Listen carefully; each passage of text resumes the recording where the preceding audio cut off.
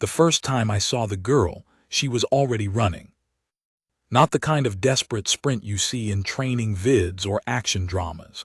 This was something else, something raw. Her boots were hitting the ferrocrete like she was trying to outrun the concept of fear itself. Her breath was coming in these sharp little gasps that cut through the ambient hum of the docking bay like a knife through silk. I remember thinking, she's not going to make it. And then she locked eyes with me. Set up. Let me back up. My name's Elias Voss. I'm a maintenance tech for the Port Authority on Terminal 7, which is a fancy way of saying I keep the garbage compactors running and the atmospheric scrubbers from poisoning everyone in Sector 4. It's not glamorous work. It's not even particularly interesting work. But it pays, and it keeps me out of the conscription pools, and that's about as much as a guy like me can hope for in this corner of the galaxy. Terminal 7 is what you'd call a frontier hub. That's the official designation anyway. The unofficial one is the armpit of the Orion Arm. We're situated on the edge of contested space, about 3 jumps from the Viridian exclusion zone, and right in the middle of a trade route that nobody really wants but everybody needs. The station itself is a sprawling mess of interconnected modules and salvaged ship sections, bolted together with equal parts structural integrity and pure stubbornness. The day it happened, I was doing my usual rounds through the lower docking bays. These are the cheap berths, the ones that don't come with climate control or functioning gravity plates half the time.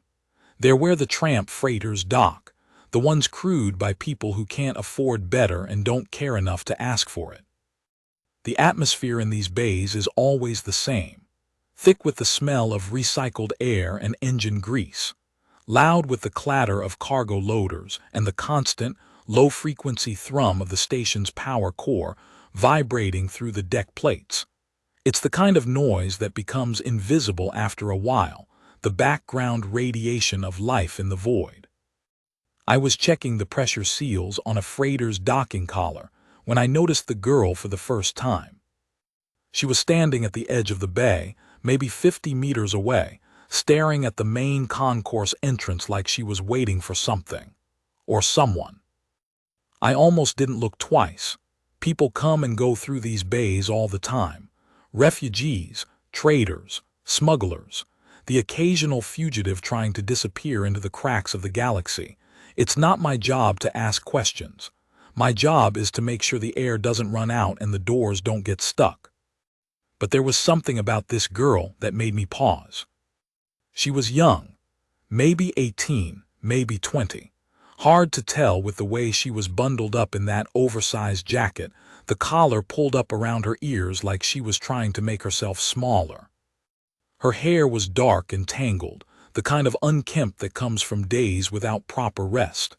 And her eyes, even from that distance, I could see how wide they were, how they kept darting around, tracking movement, checking shadows. She looked like a prey animal, the kind that knows something's hunting it. I turned back to my work. Not my problem, not my business. That's what I told myself. The concourse was busy that day. Busier than usual anyway. A freighter from the Copernicus sector had come in with a load of refugees, people fleeing the latest skirmish between the Galactic Federation and the Unity Remnant. The station's bureaucracy was struggling to process them all, which meant the lower levels were packed with tired, frightened people trying to figure out where to go next. I walked through the crowd, my toolkit banging against my hip, trying to get to the environmental control junction on the other side. The refugees parted around me like water around a stone. They didn't look at me. They didn't look at anyone. They just kept their heads down and moved like ghosts in a world that had forgotten they existed. That's when I heard the first whisper. Not the voice of the girl, not yet. This was something else, something that cut through the ambient noise like a blade. A low, guttural sound that seemed to come from everywhere and nowhere at once. I stopped walking. The hairs on the back of my neck were standing up. I looked around, trying to pinpoint the source of that sound, but there was nothing. Just the usual crowd, the usual noise, the usual chaos of a station struggling to keep itself together. I shook my head and kept moving, probably just a faulty speaker in the PA system, or a docking clamp giving off feedback, nothing to worry about. But I couldn't shake the feeling that something was wrong. Build tension. I found the girl again, about an hour later. I was in the maintenance corridor behind the main atrium, running diagnostics on the backup power relays when I heard footsteps. Fast, uneven, the kind of footsteps that don't belong in a place where nobody's supposed to be. I looked up from my data pad and there she was, standing at the end of the corridor, breathing hard. She stared at me for a long moment. Her eyes were even wider now, and there was a sheen of sweat on her forehead, despite the fact that the corridor was barely above freezing. "Hey," I said, keeping my voice low, "you okay?" She didn't answer. She just kept staring at me, her mouth slightly open, her hands clenched into fists at her sides. I stood up slowly, trying not to make any sudden movements. I've dealt with plenty of scared people in my time on Terminal 7. The trick is to not spook them further. "Take it easy," I said. "You're safe here. This is just a maintenance corridor. Nobody's going to hurt you." That's when she finally spoke. "They're following me." Her voice was barely above a whisper, but it cut through the hum of the machinery like a bell in silence. I felt my stomach drop. "Who's following you?" I asked. She shook her head, her eyes darting past me, scanning the shadows at the other end of the corridor. "I don't know what they are. I've been running for 3 days. I thought I lost them on Titan Station, but they found me again. They always find me." I moved closer, keeping my hands visible. "Look, I don't know who you're talking about, but you're on Terminal 7 now. This is neutral ground. Nobody's going to." "They're not people." She said it so quietly that I almost didn't hear it, but I did, and the way she said it made the hairs on my arm stand up. "What do you mean, they're not people?" She opened her mouth to answer, and that's when the lights went out. Not all of them, just the ones in the corridor. The emergency panel stayed on, casting everything in that sickly red glow that always makes me think of blood. But the main lights were gone, and with them went the hum of the power relays. Dead silence. Then I heard it, that same sound from before, that low, guttural growl that seemed to vibrate in my bones. The girl grabbed my arm. Her fingers were like ice. "Please," she whispered, "you have to help me." I'd like to tell you that I did something heroic in that moment, that I stood tall and faced whatever was coming, protecting this frightened girl with all the courage and strength I had. But the truth is, I was terrified. I've spent my whole life on stations like this one, in the corners of space where people go to be forgotten. I've seen plenty of dangerous things. Drunk spacers with plasma cutters, bounty hunters with too much firepower and not enough restraint, the occasional smuggling operation gone wrong. But this was different. This was something I couldn't explain. "What are you running from?" I asked, trying to keep my voice steady. She looked at me, and in the red light of the emergency panels, I could see the tears streaming down her face. "They came from the exclusion zone," she said. "I was on a research vessel. We found something out there, something that shouldn't have been there, and it followed us back." "What did you find?" "A shadow." The growl came again, closer this time.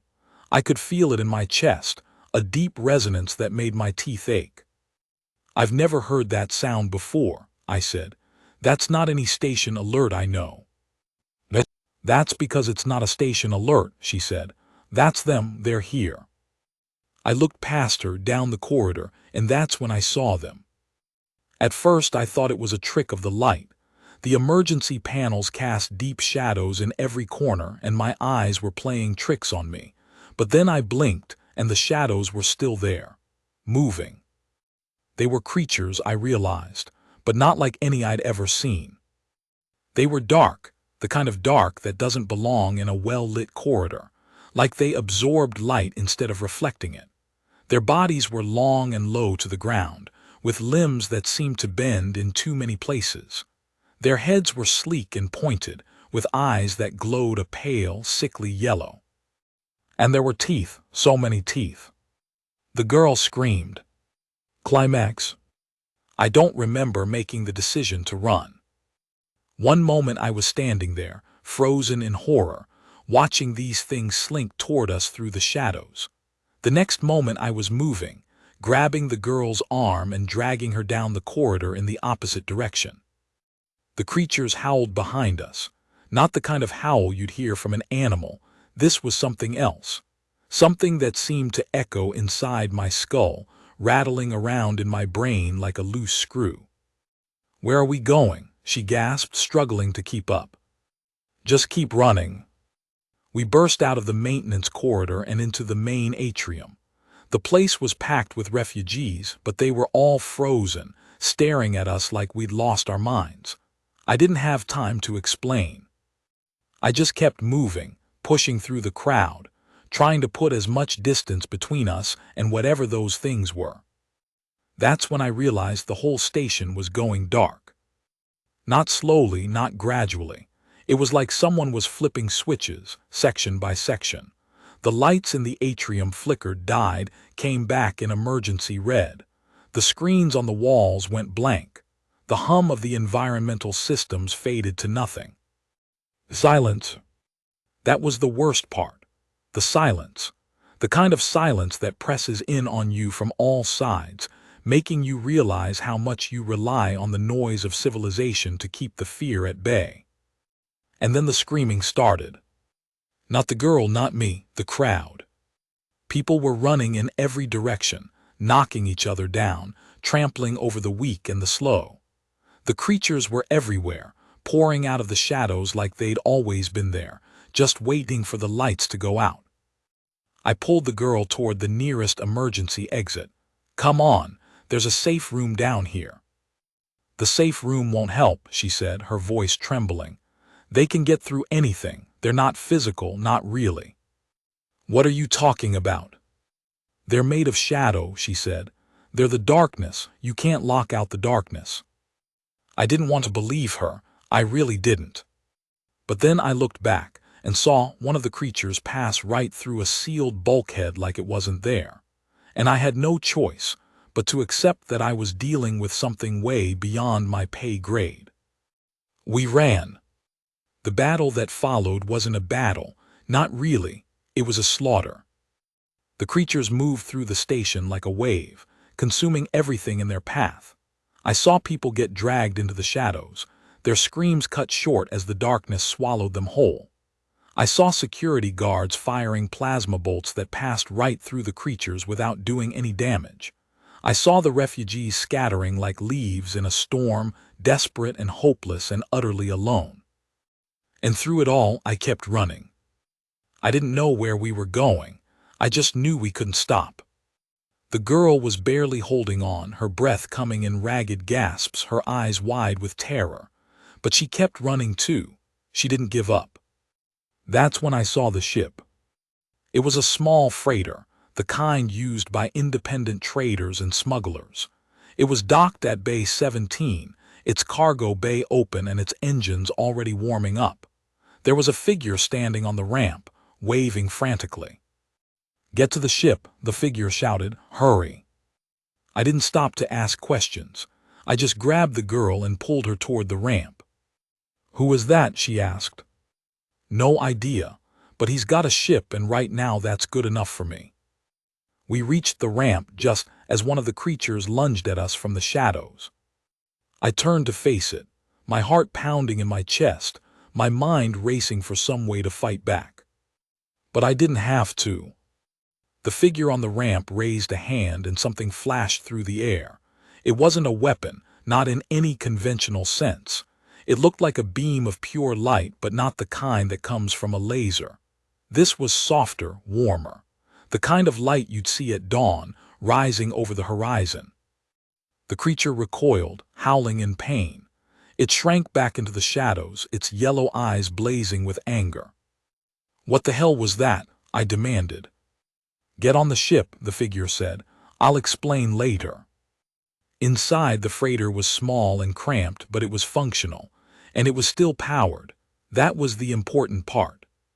The figure who had rescued us turned out to be a man, maybe 40 years old, with a weathered face and eyes that had seen too much. He introduced himself as Commander Marcus Webb, a former officer in the Galactic Federation Navy. "You're a long way from home, Commander," I said, helping the girl into a seat. "Not home," he said. "Not anymore. I've been chasing those things for the past 2 months. They're called Shadowmaw, and they're the reason I'm no longer in the Navy." The girl looked up at him, her face pale. "You know what they are." "I know what they're not," he said. "They're not natural. They're not from our dimension. They came through a rift in the exclusion zone, and they've been spreading ever since. The Navy tried to contain them, but they failed. That's why I'm here. That's why I've been hunting them." "You've been hunting them?" I asked. "With what? I saw you drive one back with some kind of light trick, but that's not going to." "I have a weapon," he said. "A prototype. It's the only thing that works against them, but it's not enough. I need more. I need an army." He looked at us then, his eyes moving from me to the girl and back again. "You don't have an army," I said. "You have a broken-down freighter and a light show." "Maybe," he said, "but I have something else too. I have the only person in the galaxy who survived 3 Shadowmaw attacks." He was looking at the girl. "I didn't survive," she said, her voice barely a whisper. "I just ran." "Survival is survival," Webb said. "You've seen them, you've faced them. You know what they're capable of. That makes you more valuable than any weapon I could carry." The girl shook her head, tears streaming down her face. "I don't want to be valuable. I just want to live." "We all do," Webb said. "But right now, living means fighting, because those things aren't going to stop. They're going to keep spreading, keep consuming until there's nothing left, unless we stop them." He turned to me. "You don't have to do this," he said. "You can stay on the station, wait it out. Maybe the shadows won't find you." "Maybe," I said, "but maybe isn't good enough." I looked at the girl. She was staring at me, her eyes pleading. "I'm not staying," I said. "I've got no reason to. My job was just a way to survive." But this girl came to me for help, and I didn't turn her away. "I'm not going to start now." Webb nodded. "Good, because I need all the help I can get." That's not a metaphor. The shadows had spread so far that the station's power core was destabilizing. By the time we cleared the docking bay, the whole thing was coming apart, the modules detaching one by one as the explosions tore through the structure. I watched it from the viewport, my heart heavy with the weight of everything we'd left behind. "We lost a lot of people," I said. "We did," Webb agreed. "But we saved the ones who mattered, the ones who can make a difference." He was looking at the girl again. She was sitting in the corner of the cockpit, her knees pulled up to her chest, her eyes closed. She looked exhausted, drained, broken, but she was still breathing, still alive. "What's her name?" I asked. Webb shrugged. "I don't know, she never told me." "That's not a good sign." "It's not," he agreed. "But it's honest. She's been running so long that she's forgotten who she used to be. Maybe that's what happens when you spend too long in the shadow." I sat down in the seat next to him, staring out at the stars. "So what now?" I asked. "Now we find more survivors," he said. "We build an army, and we push these things back to wherever they came from." "That sounds like a suicide mission." "It is," he said, "but it's the only one we've got." Ending line. The girl opened her eyes then, and for the first time since I'd met her, she smiled. It was a small thing, barely visible. But it was there. "You're not running anymore," I said. She shook her head. "No, I'm done running. If I'm going to die, I'm going to die fighting." I looked at Webb, then back at the girl. "Then let's go find an army," I said. And the freighter pushed forward into the void, leaving the burning station behind. The freighter Mercy's light. That's what Webb called it, though I couldn't help noticing the irony. Wasn't exactly built for comfort. It was a converted cargo hauler, stripped of most of its interior fittings to make room for the equipment Webb had salvaged from his time with the Navy. There were 3 bunks, a galley that hadn't been cleaned in what looked like years, and a cockpit that smelled faintly of burned wiring and desperation. But it was flying, and we were alive. At least for the moment. "Where are we heading?" I asked Webb one morning, stumbling into the cockpit with a cup of something that claimed to be coffee, but was probably just hot water with a brown tint. "Lazarus Station," he said, his eyes fixed on the navigation display. "It's a research outpost on the edge of the exclusion zone. There's a team there working on the same problem I've been chasing. They've made some progress, but they're running low on supplies. I've been meaning to check in on them." "Lazarus Station," I repeated. "Isn't that the one that went dark 6 months ago?" Webb didn't answer. That was answer enough. "How many people did they have on board?" "About 200, he said. "Scientists, engineers, support staff. The best minds in the galaxy, all working on figuring out how to stop the Shadowmaw. And they all died." "Not all of them," Webb said. "Some of them might have survived. That's what I'm hoping to find out." I looked over at the girl. She was curled up in a corner of the cockpit, a blanket pulled up around her chin, her eyes still closed. She'd barely spoken since we left Terminal 7, and when she did, it was usually just a word or two. The exhaustion on her face was bone deep, the kind that couldn't be fixed with a good night's sleep. "Does she have a name?" I asked Webb, keeping my voice low. He shrugged. "She told me once, but she asked me not to use it." "Why?" "Because her real name is tied to her old life, the life before the shadow. And she's not that person anymore." I looked at her again. She was so small, so fragile. It was hard to believe that she'd survived 3 separate attacks from those things, that she'd been running for days without sleep, without food, without any hope of escape. "It's not fair," I said. "She didn't ask for any of this." "Nobody does," Webb said, "but here we are." We reached Lazarus Station 2 days later. Or what was left of it. The station was a mess. Not the kind of mess that comes from a few explosions or a hull breach. This was something else. The entire structure was shrouded in darkness. The external lights flickering weakly like the station itself was barely hanging on to life. "Is that it?" I asked. "That's it," Webb said, "but something's wrong. The power signature is off. There should be more activity." "Could be they're just conserving energy," I said. "Could be," Webb agreed, "but I doubt it." We brought the freighter in slow, scanning for any sign of life. The comms were silent, which wasn't necessarily unusual. Lazarus Station had always been a quiet outpost, far from the usual trade routes and communication networks.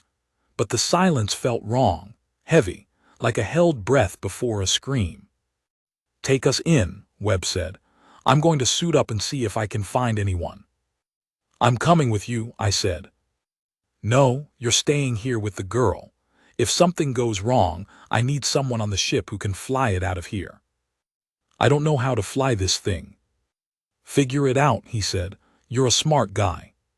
You'll manage." He clapped me on the shoulder and headed toward the airlock. I watched him go, a knot of anxiety growing in my stomach. There was something about this place that made my skin crawl, something that whispered to me in the shadows.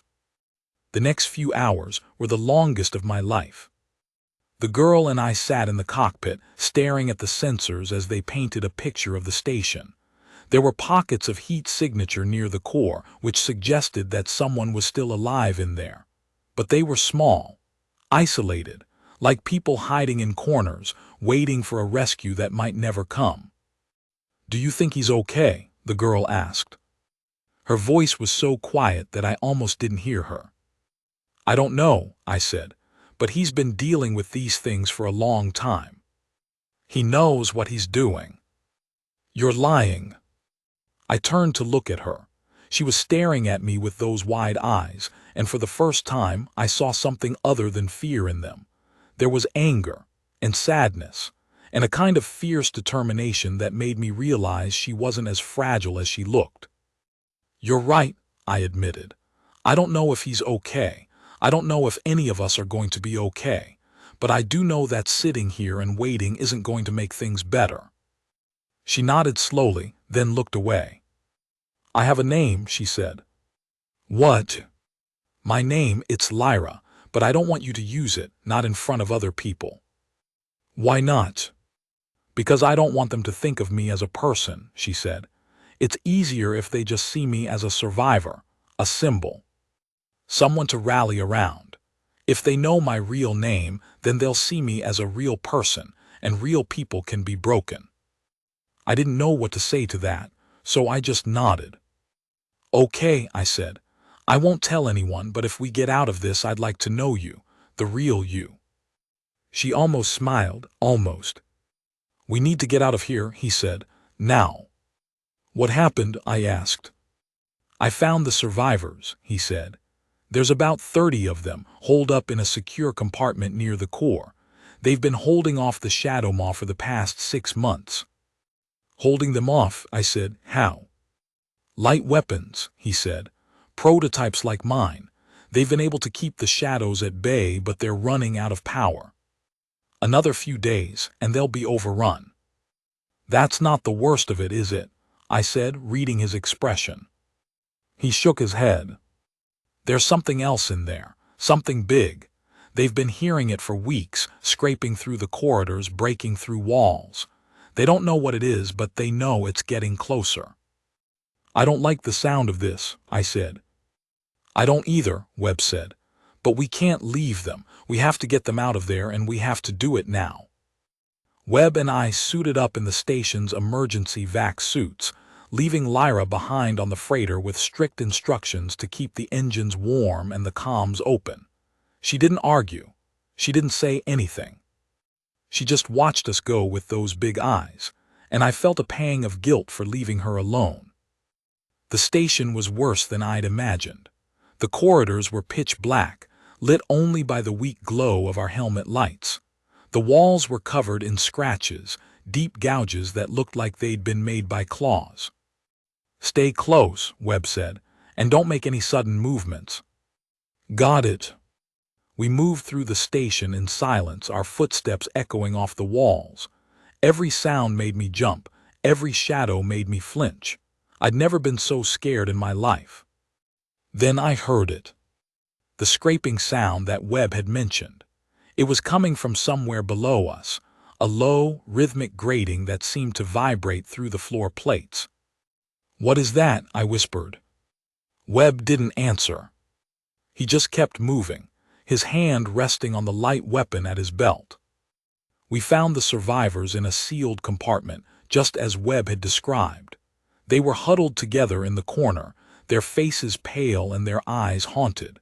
They looked like they hadn't seen the sun in years. "Commander Webb," one of them said, stepping forward, "you came back." "Of course I came back," Webb said. "I told you I would." "We'd given up hope," another said. "We thought we were going to die here." "You're not going to die here," Webb said. "We're getting you out, all of you." He turned to me. "Start evacuating them. I'll watch the door." I nodded and got to work, helping the survivors to their feet and leading them toward the exit. They were weak, malnourished, their bodies wasting away from months of terror and deprivation. But they moved. They didn't give up. The scraping sound was getting closer. I didn't see it at first. I just felt the temperature drop, the way it does when you're standing in a room that's suddenly filled with something cold and hungry. Then I saw the shadows. They were everywhere, crawling along the walls, pooling on the floor, reaching out with fingers of darkness that seemed to grab at our legs and arms. "Run," Webb shouted. "Get to the airlock." I pushed the survivors ahead of me, sprinting through the corridor as the shadows closed in. I could feel them at my back, cold and hungry, reaching for me. The airlock was just ahead. I could see the freighter's docking collar, the lights from the cockpit shining through the viewport. Faster, I shouted. Come on. One of the survivors stumbled and I grabbed her arm, pulling her to her feet. But it was too late. The shadows had found us. It was bigger than the Shadowmaw, a hulking mass of shadow and malevolence that seemed to fill the entire corridor. Its eyes were like burning coals, glowing with hatred, and its mouth was full of teeth. It reached for us, and I knew we were dead. But then Webb stepped forward, raising his light weapon, and the beam that shot out was brighter than anything I'd ever seen. It hit the creature square in the chest, and the creature screamed. I'd never heard a sound like that before. It was like the universe itself was crying out in pain. The creature staggered back, its form flickering and shifting. Webb fired again and again, the light burning through the darkness like a knife through butter. Get them to the ship, he shouted. I'll hold it off. Webb, go. I grabbed the survivor and ran. The airlock closed behind us, and I felt the ship lurch as it disconnected from the station. The engines roared to life, and we were moving, hurtling away from Lazarus Station as fast as we could go. I was at the cockpit, Lyra beside me, both of us staring at the sensors as they painted a picture of the chaos we'd left behind. Where's Webb? She asked. I don't know, I said. He stayed behind. The sensors showed a single heat signature on the station, right where the airlock had been. Then it disappeared. He's gone, I said.